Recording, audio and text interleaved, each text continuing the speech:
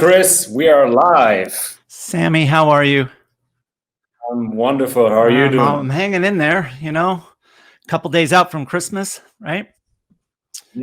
Yep. Getting those Christmas preparations ready. Yep. No, it's just staying busy. I actually had a good run yesterday.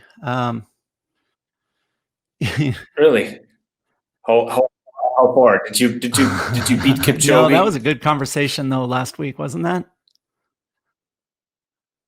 100%. I really got good feedback from the community via Instagram. Something like that with what he did. No, I think that for me, like out here in Tennessee, it's some getting used to. Growing up in California, weather was never an issue as far as like if you wanted to go for a run, you just went outside and did it. And most parts of the world, that's not an option. And for the last couple of days, it's been kind of brutal. It seems like it's dark all the time and wind is howling and it's always below freezing. And so yesterday, it was decent and stayed out past dark and ran about 8.2 miles. My running's gotten pretty good lately. I've been inspired a lot by maybe that's something we talk about. I've been inspired a lot about this shoe that I got a sample of from Adidas, or a new in Germany, Adidas. And maybe we can talk about that a little bit.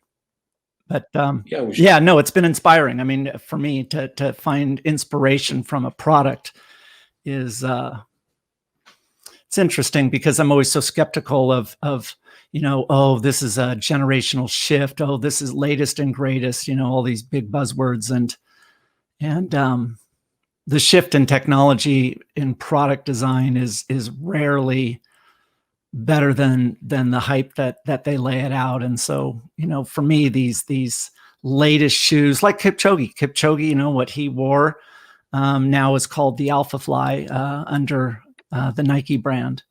That new carbon plate type shoe has been interesting to me. New technology is something that has always appealed to me. Okay. So there was a big buzz about the shoe. Do you have any info? What is it about? I have no idea. I just heard that they kind of like banned the shoe in some competition. Is that true? Well, so there is a regulation on the height of the shoe. And so part of it is that, the height on Kipchoge's shoe is it's above this legal maximum, which is 40 millimeters. I want to say that Alpha Fly gets upwards of 50 millimeters. And I'm not sure on the production shoe. What's funny is that I have here this is the shoe that came out first. And this one is the Vaporfly. Let me see. So Fraser, the Vaporfly. So Fraser got me these, and I've tested them out, and I'm always interested in new technology and whether or not there's value there, and what I'm talking about is value in terms of performance. When I was a triathlete, one of the things that I recognized was weight mattered on the bike, and in triathlons, they didn't have weight restrictions like they do in the tour or in professional racing. And so you could get your bike under 12 pounds if you wanted to. And so switching out, various nuts and bolts with titanium nuts and bolts, your freewheel in the back, all those cogs, instead of out of steel, people thought, oh, titanium, but I went straight out to aluminum. Didn't have the durability, but man, it dropped a lot of weight. And if you've got to take a 12-pound bike up a mountain versus a 20-pound bike, that's a big advantage. Yeah. Kipchoge, though, this shoe right here that you're looking at, one of the things that was really interesting to me is Kipchoge, you got to look at it, guys. So there's a lot of interesting things, right? So I'm an athlete that really is resistant to change. I don't like changing products. I don't like sampling products. I kind of get muscle memory with what I have been using. And so to rotate in products, especially like a brand new shoe, like I'll always have an old shoe, and then I'll rotate in a new one after I've got somewhere around 200 miles in on a shoe. I'll start bringing in another one, and then somewhere around 300-400 miles, I'll transfer one out, and then you bring them in, and that's how I cycle them. What's interesting though about Kipchoge is known for picking a different shoe for the marathons that he runs in. So the guy's run 14 marathons and he's running 11 different shoes. And Wow. that to me is interesting, because he's doing it because the shoe that he is getting, the next one, he believes is offering him greater levels of performance. That's the only reason why he's switching, is because of performance. It's going to make him faster. Which means that over the 14 marathons that he's done, Nike has delivered to him 11 different shoe designs. And each one he tests on. So he's very rigorous the way in which he tests, notes and drawings, graphics. And he details it after every run that he does. And what he found is that this new version has tremendous value, and it's different than the version that I was showing you, the older model, in the sense that it has those pods. If you see those cushioning pods in the front of it, those cushioning pods is what's unique, and it's not quite clear if Kipchoge's pods were filled with air or a fluid. Or that his may have just been foam. But the whole concept around those pods in the front is that it creates a solid level of cushioning, but also this what we call like a coefficient of restitution. It's like a diving board, like a springboard type effect, where it will load these carbon plates and propel you forward. Anyway, the two pods in the front, I mean, it's an incredible technology in there, in the sense that apparently there are a bunch of fibers, these strands within them, and they attach to the top of it and then the bottom of the pod. And what it does is they kind of acts, those fiber strands acts like flexibility control within this soft pillow. And what it does is when the pods are compressed, the strands, they flex. And what they do is they help absorb the source of the impact, but also the strands or these fibers create stability there, because there's always a tendency that if you land on the ball of your foot and you're hitting a huge pocket of air, that there is a tendency to feel like you're almost sliding, that the shoe is shifting laterally. And somehow they've been able with these fibers to prevent that. And so your power that you're creating from the ground force is projecting you forward versus some of the energy moving you laterally, which would create an instability issue. So yeah, they've poured a lot into this shoe. I don't know what this shoe costs, but I think this version is around $250 US. Wow. And yeah, this Alpha Fly is definitely more costly than this Vaporfly. Yeah, so for me, I 300 euros. Is that what it is? Yep. For a pair of shoes. Yep. But honestly, so back in my day in doing the sport of triathlons, I was sponsored by a bicycle company out of Italy, Campagnolo.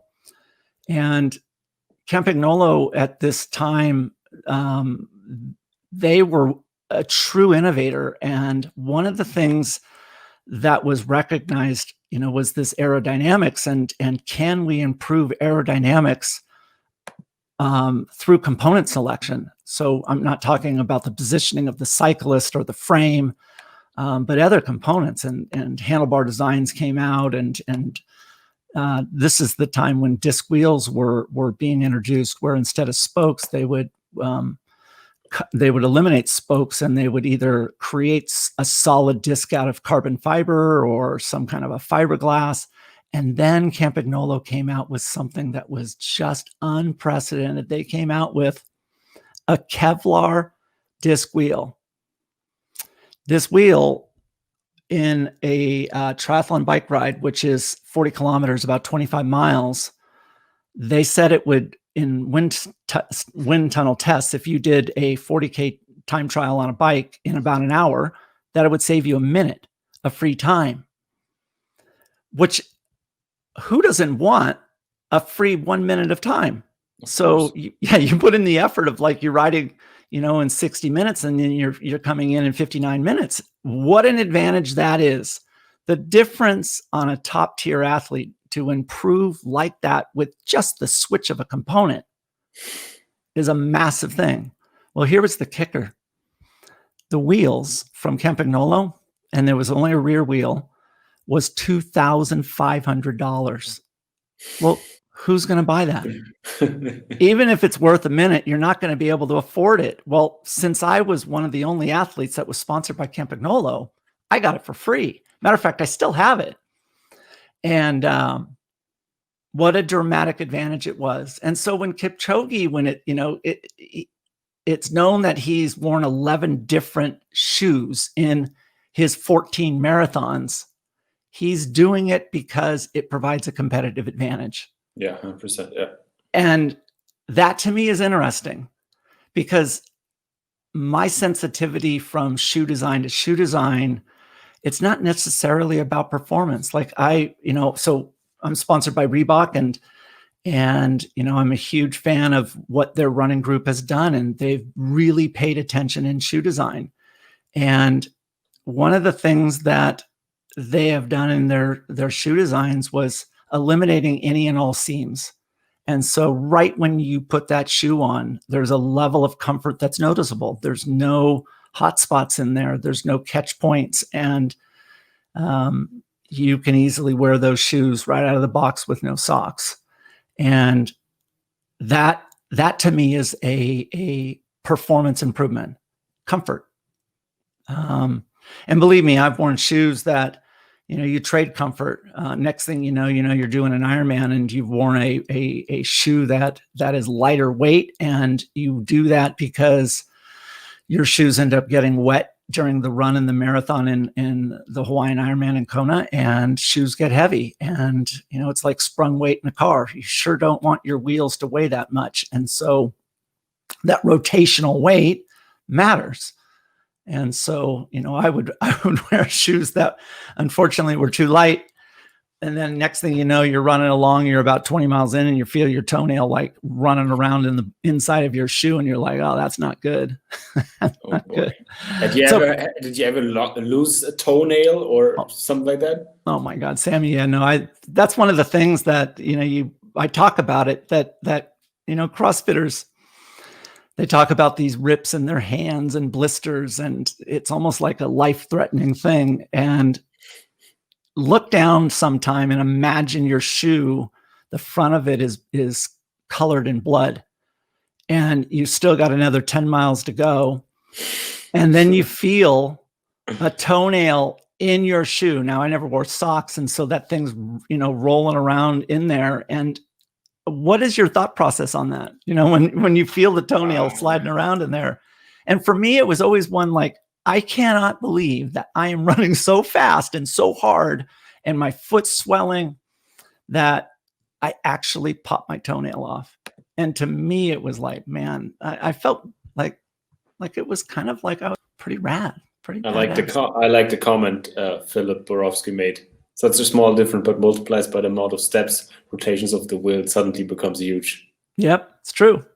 Yep. So like I've done a lot of stuff in automobiles and F1 and, sprung weight and, like if you look at what brake calipers weigh but you look at rotational weight. So that was also one of the things is a rotational weight. So, these wheels, like what Campagnolo did, and it launched a whole segment of business where now they're looking at the rotational weight. And maybe, what if we go to a 26-inch wheel instead of a 27-inch wheel? What if we go to 28 instead of 27? What is this rotational difference? And then, of course, you got to take into account the drag of the contact point of the tire hitting the road. And so that was one of the things I played a lot with, is that there were companies that out of Italy who was really creating some great products, but unfortunately, the problem is they were focusing on the resiliency or the durability of tires versus the weight. And I would like to ride in tires back then that were called sew-ups. So the tube was sewn up inside of the tire. So it was really just one piece. And what you would do is glue that onto the rim. And the weight of the sew-ups that I would ride were 150 grams. So very lightweight. And the contact point was very, very small. Now, the durability wasn't that great, but I put on brand new pairs, for every Ironman anyways. And out of the 10, 11 Ironmans that I did, I only got one puncture the entire time. Wow. So, yeah, that's an interesting thing too. When you're in the middle of a race and all of a sudden it's like, wait a minute, what just happened? And that is, the air is disappearing out of the tire, and you making a realization. It's like, wow, I know I've practiced this and I should be able to change this tire in a minute, but I'm also 80 miles into a bike ride and I'm pretty fried. And so to get your head straight, to be able to do all of the procedures in order, just like you've practiced 1,000 times. And I've never been under a test like that. But it all, like, it was robotic. I did it within a minute. That's where it shows you a little bit of practice. Yeah. Going back to the subject of running shoes, like for the recreational athlete out there that doesn't want to spend $300 on a shoe, like what would your advice be? What people should look for, should strive for in a running shoe? That is a really good question, because I a lot of times you're not going to notice the difference from one product to the other if you are not mature in the sport. And that takes some time. Now, there's a lot of exceptions to that. So one of the things, so Heidi and I, we went to Trek HQ back in 2017, old sponsor. And it was nice to be able to go back there and see how things were going in the factory and all of that. And one of the things that we did is we went on a noontime bike ride, and Heidi's not a cyclist. She's not a competitor.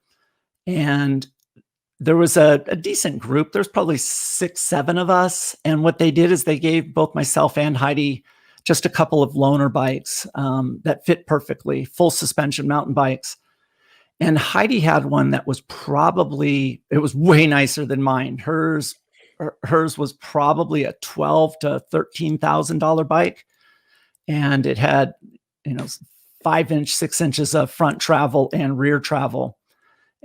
And so she was also given one of their engineers. She went riding and side by side with Heidi, just making sure everything was okay. And we were going to go on to a bunch of trails that they had there in Waterloo, Wisconsin. And we were leaving the parking lot, and this just tells you about technology. And even though she is not at all an experienced mountain bike rider, especially in comparison to me, I mean, I've logged 1,000 hours on a mountain bike.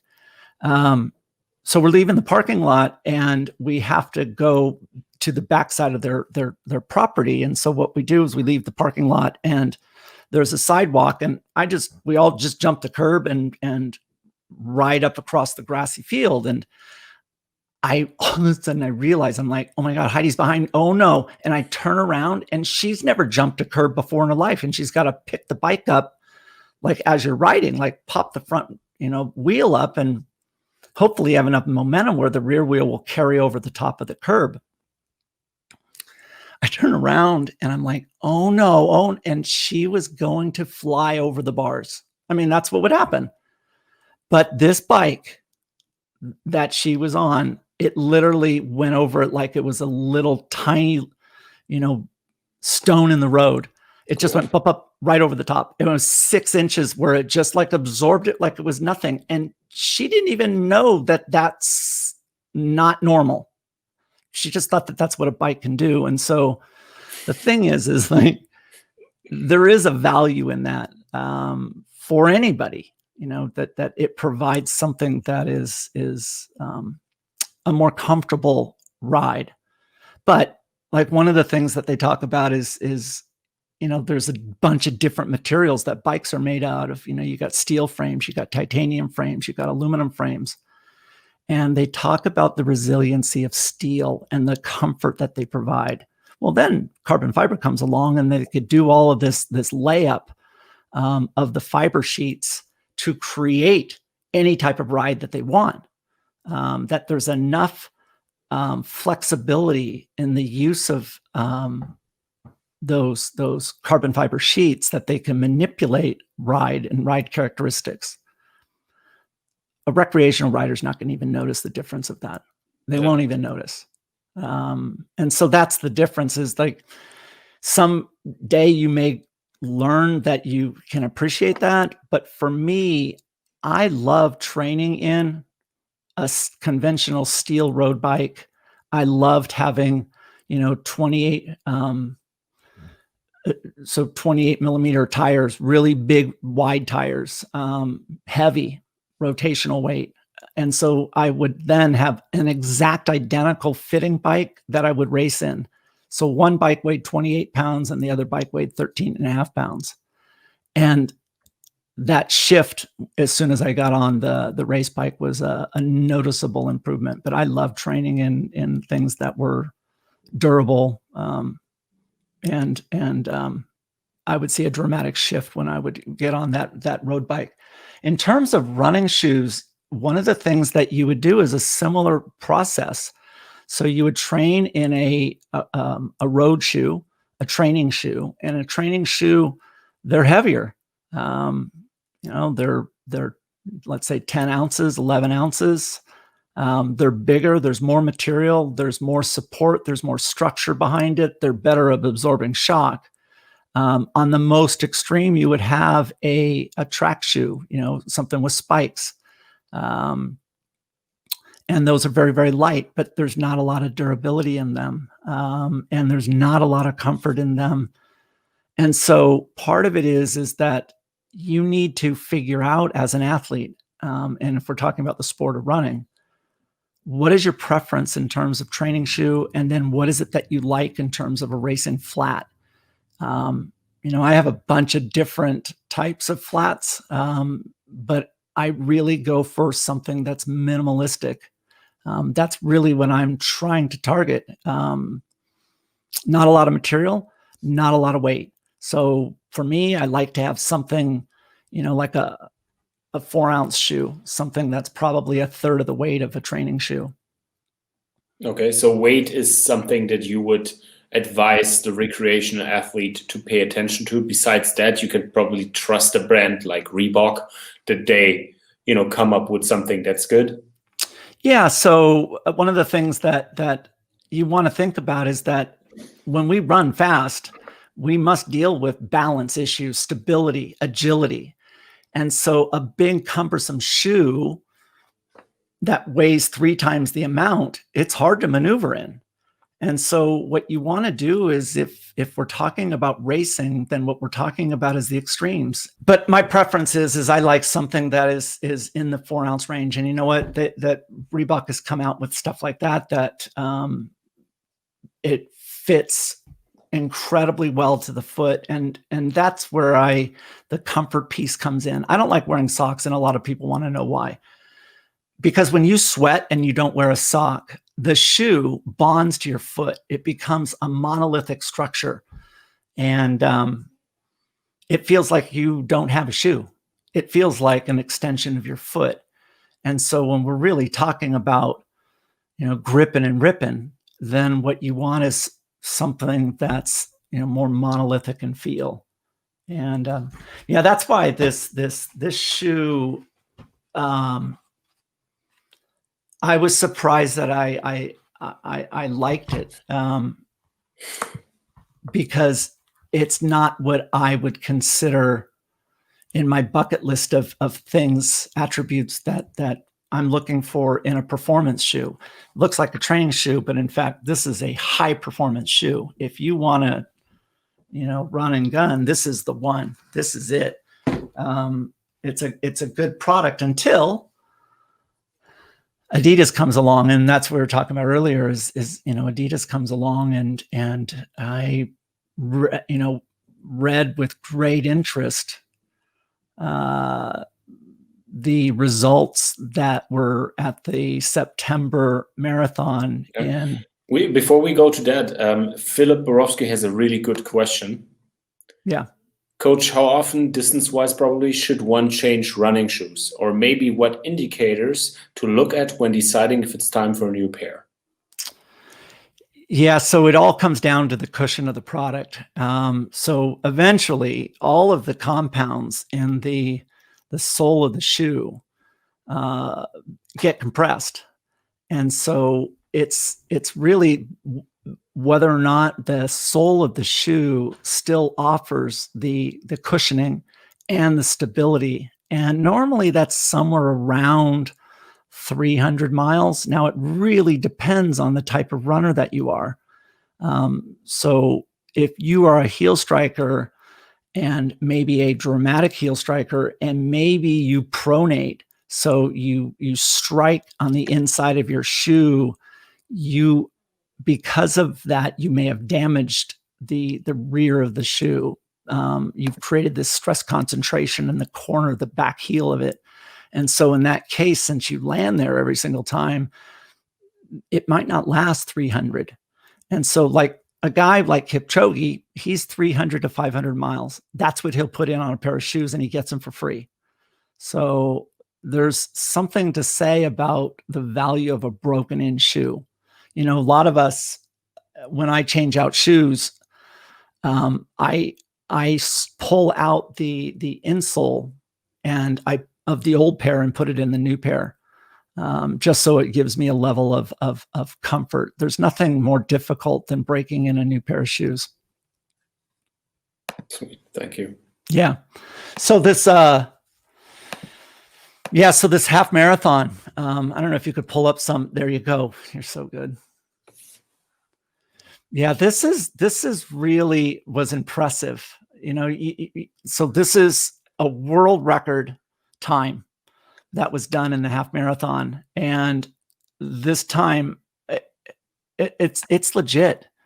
So this is the Adidas Adios Pro shoe, and so she runs this half marathon, and I gotta say, I think it was what was the date? September 5th, maybe.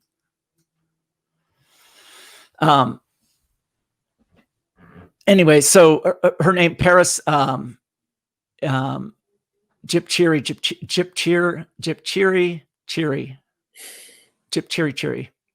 Right? Yeah, no, Cheer. That's it.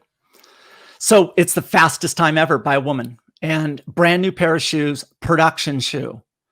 And she does it, in Prague, at their half marathon. Amazing. It's eye-opening because Adidas hasn't come out with really a revolutionary product in the sport of running. They've somewhat, trailed a multitude of companies. And just for reference also, so Reebok is owned by Adidas. Anyway, I I was so captivated by this performance in a production shoe that I had to get it. I had to get the shoe, and I had to see what it was like. I mean, for me, I'm a fan of new technology and all of this stuff with carbon plates. It's an interesting direction, and I'm trying to figure out whether or not it's just hype. Let's face it. A lot of companies, they'll put a lot of money into product design. The product gets created, and then they realize it's no better than the one before it. But they put out all this propaganda to make it sound better than it is. And there's just, in most cases, not a lot of substance behind it. And so you got to find out. And for me, one of the things I like to know is I want to run my own tests. I want to check it out for myself. And the beauty of the shoe, so I've actually gone through, this is my second pair of these shoes. And this shoe, it does fall under the legal limit, meaning the height of it, what we call the stack height, it falls under, it's at 39 millimeters, and the max is 40 millimeters. So this shoe has a 9 millimeter drop in it. So meaning that the front of the foot is 9 millimeters down low than the heel, which is more typical of a training type of a shoe. Zero rise shoes are flat in the front and the back, so there is no rise. For me, I like doing running and racing flats on the open road that are somewhere around 4, maybe 6 millimeter drop. So a 9 millimeter for me, 10 millimeter, that's about the size for me for a training shoe. But this shoe, when I got it straight out of the box, it looked a little awkward to me in the sense that it's really high off the ground. And when you put it on for the very first time, it actually feels sloppy. It feels uneven. I wouldn't consider it comfortable when I first put it on. And a lot of that is I'm, resistant to change. I like sticking with the things that have worked for me. And this is a dramatic shift in terms of the change. Okay. This shoe is. But so for me, when I got this shoe, I just sent you some slides, Sammy. But when I sent you this shoe, part of it is that this shoe, it doesn't have a bunch of carbon plates in it. It's not like the Nike shoe at all. The way that this shoe is done is just what you're seeing here. So in the sole, on the forefoot, you see these rods. And what these rods are supposed to do is transfer energy into the metatarsals of the foot. So I don't know if you can see, but I've run on this shoe quite a bit, and you can see where those rods are underneath. You see the discoloration of it. It's supposed to, as you bend and are about to toe off, you load those rods with energy, and you get this kick forward, this like kinetic energy, this spring-like effect. And I don't know. I mean, I read about that, and I'm like, I don't know. Well, when I put it on and it felt sloppy, I'm like, so I didn't run on it for like 3 days just because of my first impressions of it. And finally I was like, you know what, I'm just going to go for it. And I went out and I was just going to do a nice 5K easy jog. As soon as you start running, something happens in this product, which is unlike anything that I've ever felt before. And it feels lively. It feels as if there is something propelling you, like a motor. And it's putting you into this position where you're actually like almost feeling like you're falling forward. And that your legs are moving by themselves. And it's adaptable. So when you are going up a hill, your stride length naturally changes, and then your frequency it increases naturally. It's almost like it's an afterthought. It occurs, and then you're like, oh, I need to speed up my tempo because my stride length got shorter. And so as I'm running through this initial 5K, and I'm just remember, the only reason why I'm doing it in the beginning is because I have the shoes and I need to just check it out to just verify it. So I'm finishing up and I'm like, God, I feel kind of like I want to run an 800 for time. And I have never had a shoe that motivates me to want to run fast. Like, I now want to run fast. Running is hard for me. And, just because you're good at something doesn't mean that it's not difficult. And here I am, I'm on this test run. I'm 5K in, and I decide to do an 800. And I ran 800 meters, and I ran it in 2 minutes and 38 seconds, which for me at 57 years old, not even was incredible. And so it was like, something is interesting here. And I started to play around a lot more with the shoe, a lot more. And one of the things I'm pretty methodical about, as soon as something comes into my radar and there's some appeal, what I want to do is I want to do a deeper dive. And just because something feels fast doesn't mean that it is fast. And so what I wanted to do was I wanted to put it through the paces. And, I started testing it on long runs. What was it like on a long run? How did it feel long runs? How did my ankles, my joints feel afterwards? I then would do, hill workout, hill repeats, hill intervals. And, one of the things that was interesting in the running of the hills is that I just found myself accelerating near the top much sooner than I normally would. It seemed that my confidence and my interest to accelerate was improving, and it wasn't forced, which was very strange. Tempo runs, that's where I noticed the biggest difference. I do a lot of work with I wear a Garmin watch, and I track all of the runs and the workouts that I do. I know my heart rate, I know my paces. And so what I decided to do is I'm going to use, my typical training shoe that I wear. And what I want to do is 2x5K. And I'm going to take a 5-minute break in between. And my goal is to keep my heart rate below 148 beats a minute for both of the 5Ks. The first 5K will be done with my traditional training shoe. And then the second 5K will be done in this Adidas shoe. And what I wanted to do was same level of intensity. Now, in my second 5K, you should either have a higher heart rate if you're trying to maintain the same speed because of fatigue.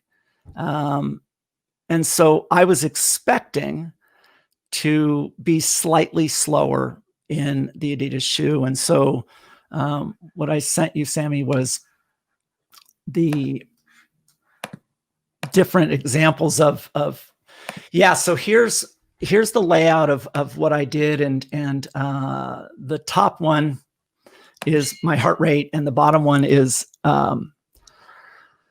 my speed, so per mile. And so what you're seeing is 2x5K, and what you're seeing is a 5-minute break in the middle. And so on the you can see on the first 5K, my heart rate in red, you can see a gradual increase in the heart rate. And then you can see a dramatic increase in heart rate.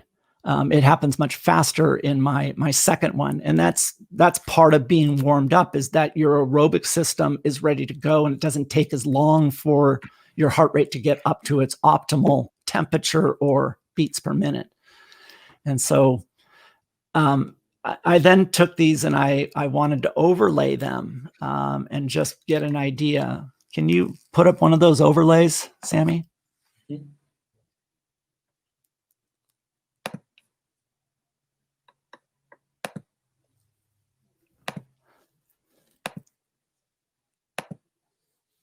So one of the things about when you do like this type of an overlay. So here's my heart rate. So on the first one, it took me, so I put in my notes of what I had and starting heart rate of both of them. But then how long did it take me to get to, really my cruising heart rate, which was around 145. So it took me, interestingly enough, about 30 seconds faster on my second 5K. And that's because my heart rate was starting a lot higher. My engine was warm. But my average heart rate on my second 5K was only 1 beat per minute higher on average, which was because of the start. So if I eliminate the start, then really my heart rate for both 5,000 meter efforts was 147. So when you go to the next one and you look at pacing, knowing that my intensity level was the same. So for my second 5K, my intensity level was really matching my first one. And this is how I test. So I need to know if there's some kind of performance improvement. And here I was. And so just so everyone knows, so my maximum heart rate is 174. My lactate threshold and the movement of running is about 160, 159, 160 beats per minute is roughly where it is. So a heart rate of 147 is fairly easy. So look at the average pace, a 758 mile pace in the first one, and then at the same intensity, a 750. So 8 seconds per mile. Now, not all that much, but over 5,000 meters, I mean, look what it totaled out to be. It's a decent amount. And what we're talking about is changing a shoe. That's what we're talking about. And so I would fully expect the results to be flipped from this, meaning I would naturally slow from one 5,000 meter effort to the other one. But I got faster, and I got dramatically faster. And so to me, when I finish this out and I'm looking at it, it's like, there's something here. There's some value here. There's some performance here. And so is it worth it? Absolutely, it's worth it. It's absolutely worth it. I've not come across a shoe that is inspiring to want to go fast. So one of the things, and I think I sent you, so I also tested this thing barefoot, and there's some stuff that needs some fixing on this shoe, that's for sure. So that's the older version that I had. The heels, you could see I got blistered, and that was just after one run. There's not a lot of support in the heel. There's not a lot of padding in the heel, and the heel somewhat sits a little loose. And I had to do a lot of playing around with the lacing of these shoes in order to pull my foot down into the shoe. But there are a bunch of different eyelets that you can do that. It takes a little trial and error. And then one of the eyelets, if you look at this photograph that's circled on the top right, you can see a hot spot there on my metatarsal. That is from one of the stitches that holds the tongue in place in the upper. And so the tongue it's a very minimalistic upper. It breathes really well. But because it's thin, there's hot spots from where they essentially sew the tongue of the shoe to the upper. And that's what you see there is a hot spot, which it's interesting. The second pair that I got, the hot spot occurred, but it was on the other foot and over my big toe, not my little toe. Strange. Yeah. So that's a problem. And then if you flip the shoe over and you look at the sole of the shoe, it's a very flat shoe. So I know you have that, Sammy, but you can see on this one, there's no tread or anything. So, geez, like an ice, I don't know, no way. It's not. Wet. I haven't had a problem when it's wet, but I don't run on the trail. I mean, on dirt. So here's my first pair of shoes. And so you can get where, this is something to talk about here. You can tell where I land when I run.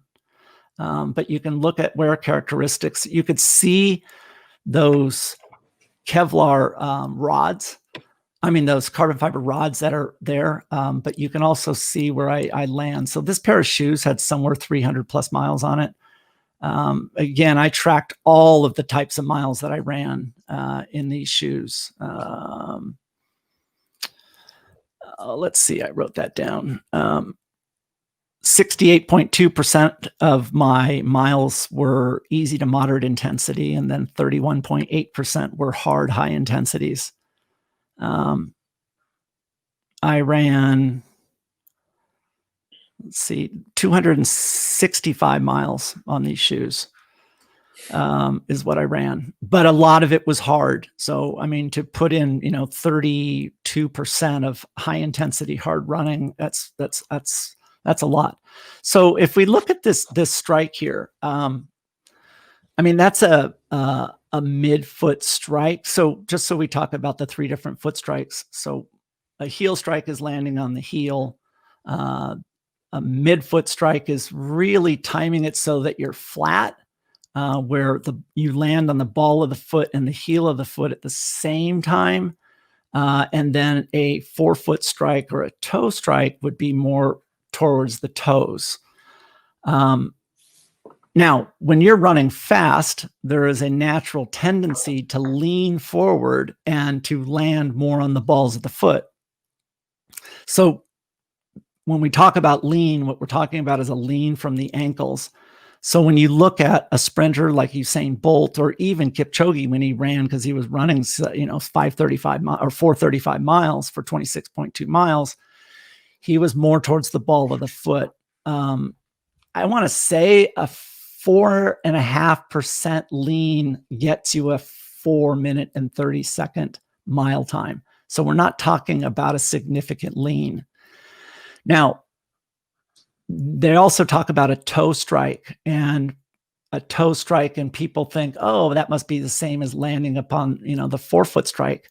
Well, the thing is that when you run and you relax your ankle as it swings through, there's a tendency to supinate. The foot will roll to the outside. And if you land on the ball of your foot, more than likely it's going to be on the outside near your baby toe.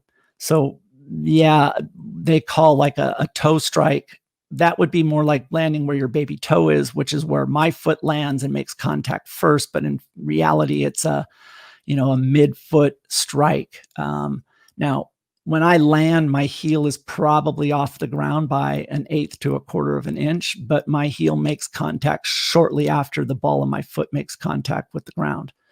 Now, there's this camp that says that, landing on the ball of the foot is the optimal way to run. I don't know if I feel that way. There is, without a doubt, kinetic energy that you load into your Achilles tendon and calf complex by landing on the ball of the foot. And when you do that, you get this spring-like effect, that this free kinetic energy to help you move forward. Anybody can do this test by just jumping rope. And when you jump rope, you land on the ball of your foot. Keep jumping rope and jump from your heels. And you'll notice that kinetic energy is gone by jumping from your heels. The thing is that, we want to recognize that there are optimal running forms based upon speed. So let's just say that we're walking.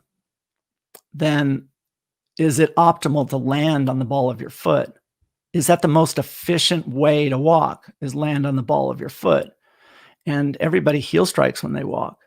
And so part of it is I know from my own experience that when I get fatigued, long runs, races, Ironman in Hawaii, my running form, it shifts. And it shifts based upon my level of fatigue.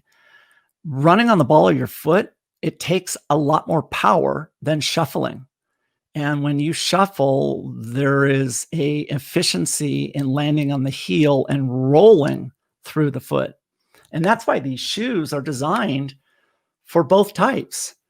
If you land on your heel, there is value. If you land on the ball of the foot, there's value. And that's what they recognize, is that you want to make sure that a shoe has these multi-purposes. That's why when you look at these shoes, look at the angle back here. It's designed to hit the ground flat and then roll. And so a lot of times what happens is that people they'll heel strike and they'll land out here. So look at the heel. Mm-hmm. Yeah, so it's different, right? Because people will land out here and they sometimes will roll forward, sometimes they'll stay in. And so part of it is that I know from my own experience that when my speed slows to somewhere around 730 mile pace, 730 mile pace or slower, and if I have some miles on my legs, I'll heel strike. It's a more efficient way for me to run. If I'm doing a typical training run, and you could see from the shoe wear that's on this, this Adidas shoe that, I was testing out for myself, you can see that most of where I was landing was out there on the midfoot ball of the foot. And so most of it should be there because I hadn't done any races in this, and most of the runs I were doing was fast tempo, way under 7-minute pace. Nice. Yeah. Wow. So it's a interesting phenomenon. I thought it's kind of cool to see.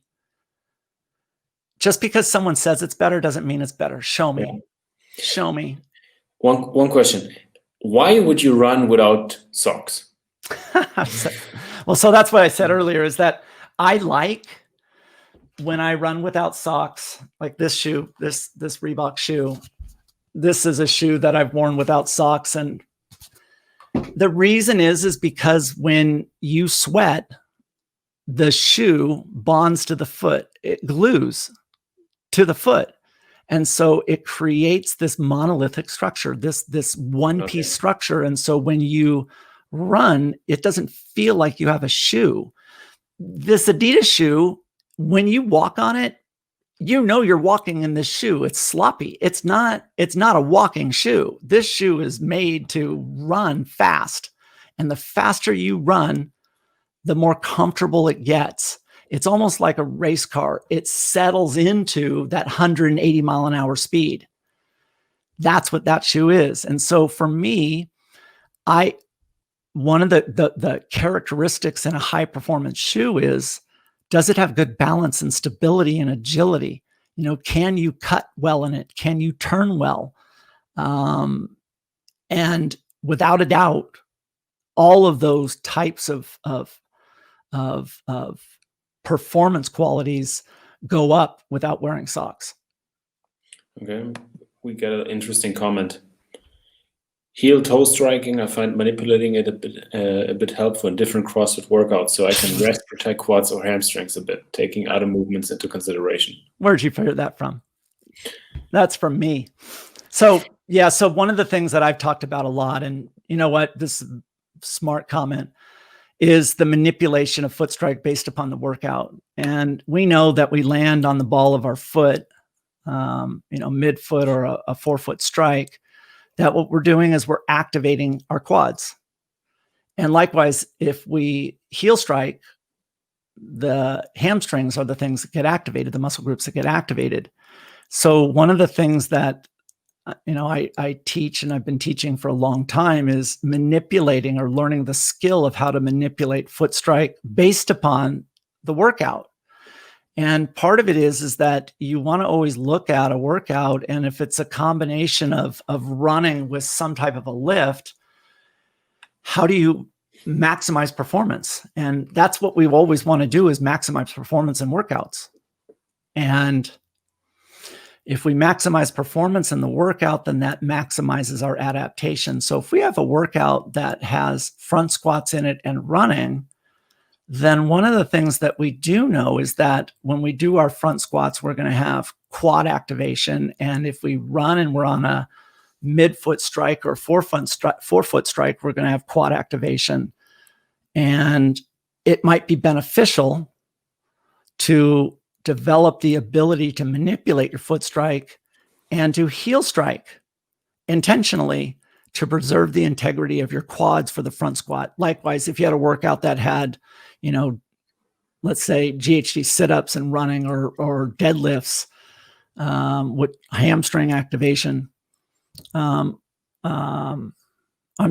extensions or deadlifts, then you know what? Maybe what we would want to do is manipulate the foot strike and land on the ball of our foot. Is there any professional CrossFit athlete out there that pays attention to that during competition that you are aware of? You probably teach it to most of them, but yeah, I've taught it. Part of it is that. So here's the thing. To answer your question, no, I don't think so. Part of it is that you want to teach athletes things in parallel. If you only get an athlete for, let's say, 2 workouts a week, then you got to maximize adaptation on multiple levels in parallel. And so, like a good example of this, one of the things that back when working with Jason Khalipa is that there were I didn't have a lot of time with him, so we started working together in December, and July was the CrossFit Games. And we had to take a guy that was arguably one of the worst endurance athletes in the sport of CrossFit, elite CrossFitting, and try and improve that weakness in that 7-month period of time. Not a lot. And so what I had to do is I had to do a lot of things in parallel. So he was really a recreational runner at best when we started. And what I had to do is convert him into becoming a competitor. So there's a big difference between what a recreational athlete is thinking and doing versus what a competitive athlete is thinking and doing. So, a lot of people want to know, what's the main difference? Well, a competitor thinks tactically. They're thinking strategically. They're not worrying about their breathing. They're not worrying about their running form. They're not worrying about their foot strike. That all happens naturally. That's instinct because they've done it so much. And so it's the same thing that when I was talking about changing my bike tire, during the Ironman, it was instinct. I've done it so many times, thousands of times, that when I finally came down to the test, it was autopilot. So what you want to do is you want to prepare athletes so that when they learn the basics, like Jason had to learn how to pace based upon the time domain of a workout. He, the strategy of it. He had to learn his breathing. He had to learn his running mechanics. And so I would always do all the workouts with him. And one of the things that I wanted him to recognize is when you're leading, there's a lot of pressure on you. If he does improve his running, Jason does, then he's going to be with others. He's going to be in a pack. He's going to be in a group. He's not going to be by himself in last place where, no one's stealing his air. No one's crowding him. No one's bumping him in the turns. And so what I would do is, for fun, during the track workouts, is I would intentionally bump him, and not just bump him a little bit. He would always be on the inside of me. And so I'd be out there on, partially in lane 2 and he'd be in lane 1. And what we would do is, as we would, round the turn, I would kind of squeeze in a little bit because lane 2 is 7.5 meters further than lane 1. Well, you do that long enough, it's not as fair. And so naturally what you do is you kind of crowd in a little bit. And I would accidentally, on purpose, in the turn when I'm crowding him, is I would bump him. But more importantly, what I would do is I would take my elbow and I would jam it into his bicep.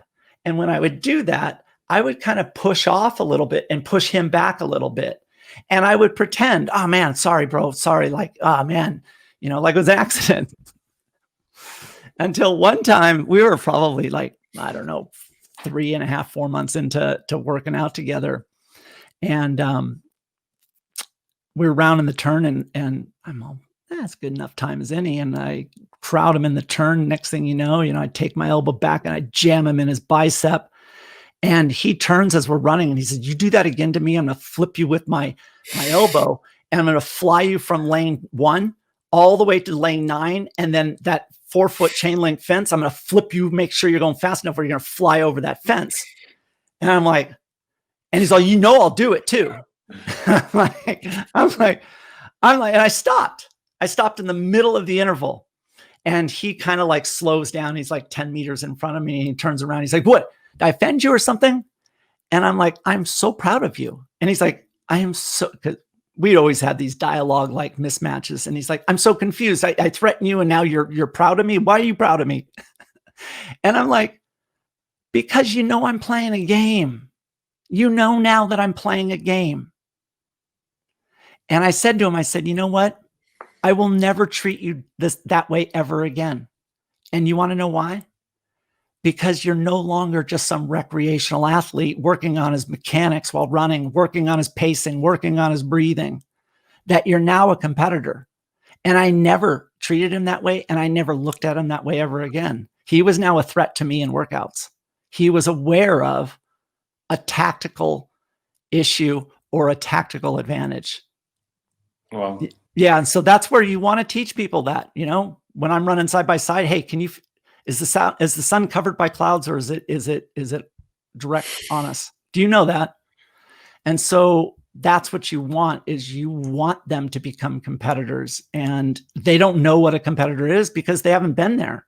That's the job of what a coach should be, is taking somebody who's recreational and compressing the schedule. Yeah. Wow.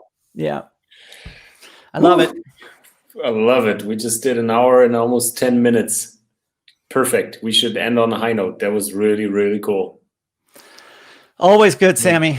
Always All good. right. So I think we'll take a break after Christmas. We'll come back and not sure what we should talk about, but we'll come up with something cool. There's so many topics. Yeah. All right. Cool. All right, man. Thanks, Sammy. Talk to you soon. Bye-bye.